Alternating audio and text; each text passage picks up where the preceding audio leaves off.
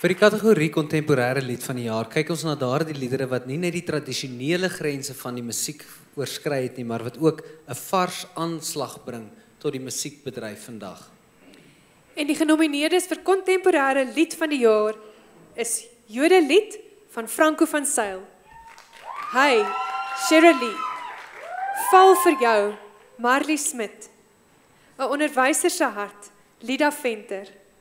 Remember van Shirley. Rolbos van Verlange, Renay Ninaber. Breaking Point, Shirley. Out of My Hands, Shirley en Daniel Barron. 10.000 Mile, Anton en Betty Jean. Weet jy dan nie, David de Wet. En die wenner vir die kontemporêre lied van 2025 is Dam dam dam. Lida Venter, 'n onderwyser se hart.